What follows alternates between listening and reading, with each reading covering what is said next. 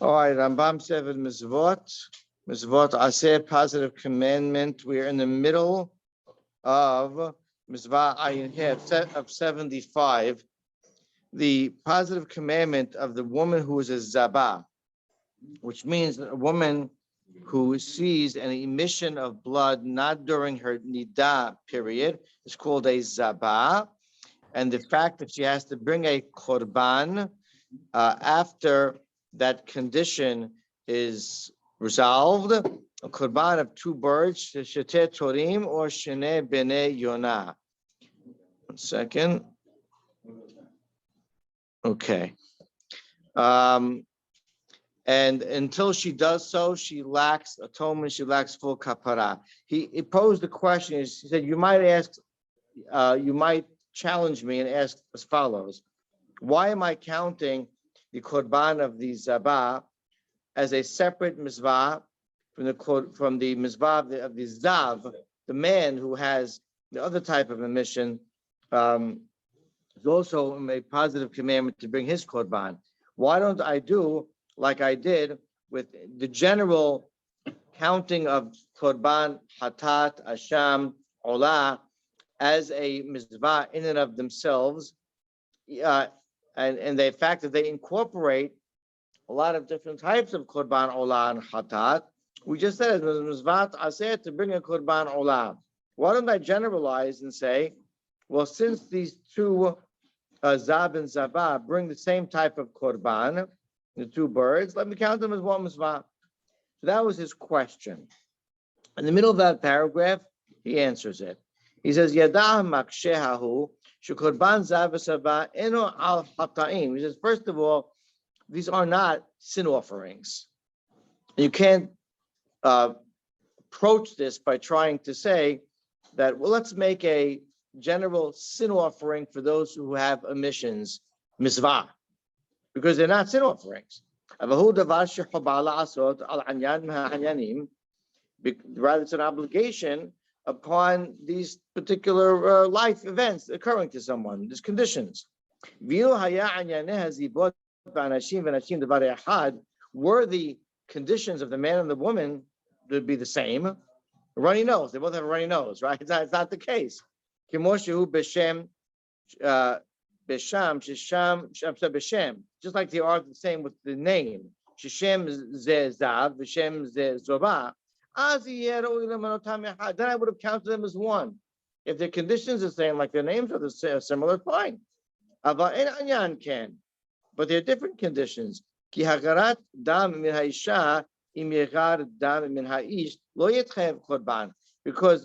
from a woman, blood flows. If blood were to flow from a man, that doesn't warrant him to bring a korban. Umilat zibot or zibut. Umnam hu anyana hagara. The root of that word is something that flows in a mission. Ven hagara davar echad b'shneim, and that type of emission is different with both of them. Ubiur amru haish metameh beloben va'isha be'odem. So Rashi B'al Peh explains that a man becomes impure with a whiteness, in terms of his emission, and a woman with a redness. As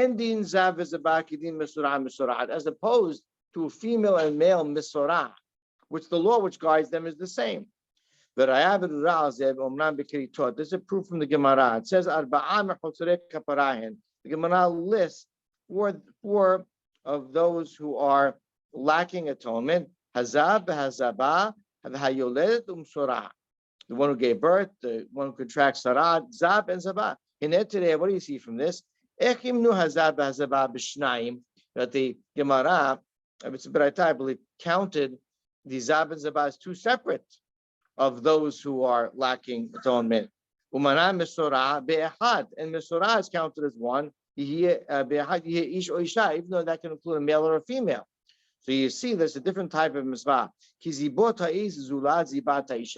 emission of man and the woman are different conditions, therefore different commandments. And the pasuk that backs this up says, the Torah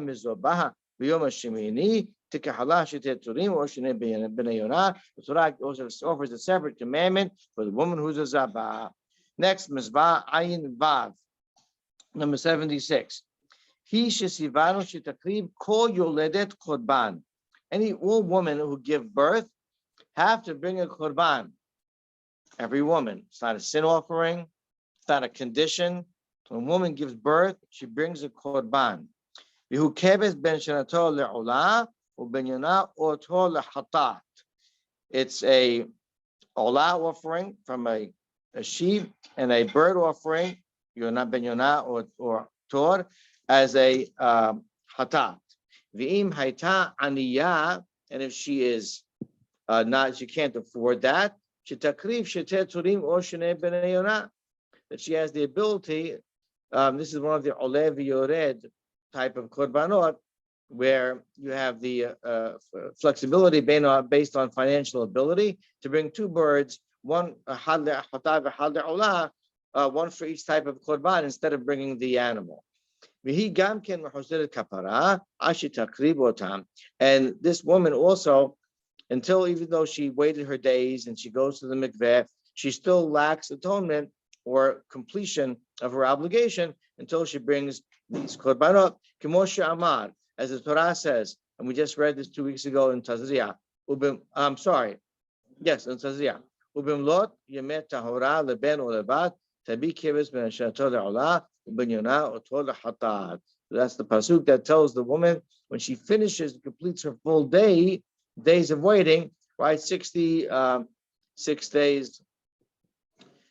First, there's for girls, there's 14 days of impurity and 66 days of tahor blood, followed by the korban. And for a boy, it's 7 days of impurity, followed by 33 days of pure blood, so to speak, followed by the korban. You have to put herself or a husband every day. You could always have a shaliach. Anyone can have a shaliach do a mizvah for you. There's nothing unique about husband and wife over here. Mizvah ayin zayin, number 77. He shesivanu shiakrib mesorah korban kishenitra pa mimendo. So there's a mizvah for a mesorah. We just read in last week's parasha a few days ago, no coincidence, that when he's cured from his condition, to bring a korban. It's more than one. Who shalosh behemot olah v'hatat v'asham v'loch shaman. And each one is a different type of korban. Was the korban olah and the hatat and asham, and also an amount of oil is going to be brought. That oil offering has a separate ritual that's done with it in terms of the kohen putting on his shoulder, sprinkling it on the person's ear and his palm and his heel. V'im haya ani shiakrib kebes la'asham u'shtei turim or shnei bnei yonah. And if the Misorah could not afford it, here also he has an option. You can just bring one kebes, one sheep from the cattle family for the asham, and then bring 2 birds, Torim b'nei yonah, for the korban asham and hatat, olah and hatat. V'zeh harbi'i min mehusure kapara. We quoted the Gemara before. They gave a list of 4 who lack completion of their sequence of instructions until they bring the korban. This is the 4th of what we call lacking atonement. The source for this in the pasuk is so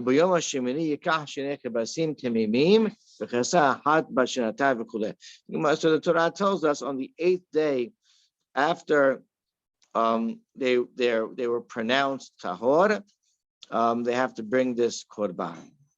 V'im Yomar Omer, here's another challenge that Rambam is going to offer against himself. Someone might challenge me, he's saying. Hey, we just had this nice list of those who lack kapara. We had the Zab, the Zabah, the Yoledet, and Mesorah. Wouldn't it be nice to count all 4 of them as one mizvah? Since they're generally speaking, they have a certain common theme to them. Yichlalam, combine them, and it'll be called the Hu Mehusar Kapara. All those who have a certain procedure of purification, and the Korban is what completes that procedure, and they're no longer lacking kapara. V'yezeh min minet tahora, And this would be a category, general category of tahora. Why don't you do that? Says the Rambam. He's asking on himself. Why do I have to have each of the four zab zabah yoledet and mesorah be four separate misvot? Vayara ushu tomar mizvah pilonit hishisivanu shalot teshalem tahora kesat hatemeim. And we end up defining the mizvah. Is that this is the mizvah that without doing it, the person's purity is not complete. Until they bring their respective korbanot. Why don't we do that? Just by the way, as he's going to get to it, the idea of dipping in the mikveh for impurities is one mizvat aseh, and that covers many different types of impurities. And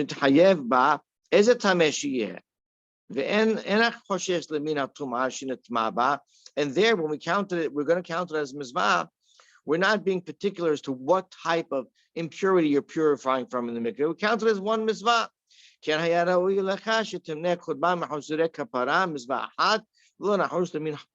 So too, you could ask on me, you can challenge me by saying, can call this one mizvah of those who lack kapara and not itemize separately all the different types of tum'ah of those who have to bring this korban. Hashem Yodaya, God knows. Shezeh haya, here's his answer. Zeh haya ra'ui b'li safek im haya korban kol ahad me'elu Abraham hoseh kapara ahad. You would have been correct in challenging me, and this would have been very appropriate to combine all four as one mizvah if their korbanot were the same. And they wouldn't be different from one another. Just like someone who dips in the mikveh, that's a mizvat aseh, because it's one activity, dipping in the mikveh. Regardless of why, you might do it for a number of different reasons, but the activity itself is singular. That's one method of purification. Another method is the efed paraduma, for instance. The mikveh is a mechanism of purity, but it's the same activity. But here, regarding the variety and diversity in the korbanot, like you see, each korban has to be listed separately. And that's why Rambam's listing it. The korban of the zab, the korban of the zabah, of the yoledet, of the mesorah. Each one's a separate mizvah. Because each korban is distinct from each other.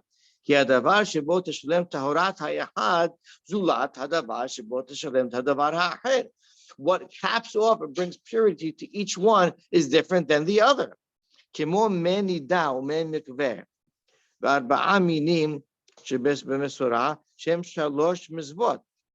like the menida is the waters mixed with the efed paraduma. That's one purification. The waters of the mikveh. And over here, the four types of species of or categories of mehusar kapara. Actually, he's saying the four types of misorah. He's saying shen shalosh misvot. Each of those he's referring to a sprinkling on the misorah. Each of those are listed separately because it's separate procedures. In other words, he's not going to list together dipping in a mikveh and sprinkling the efed paraduma with water, just because they're both water purifications. They're different procedures. Even though they're all to purify in general, they're listed separately. So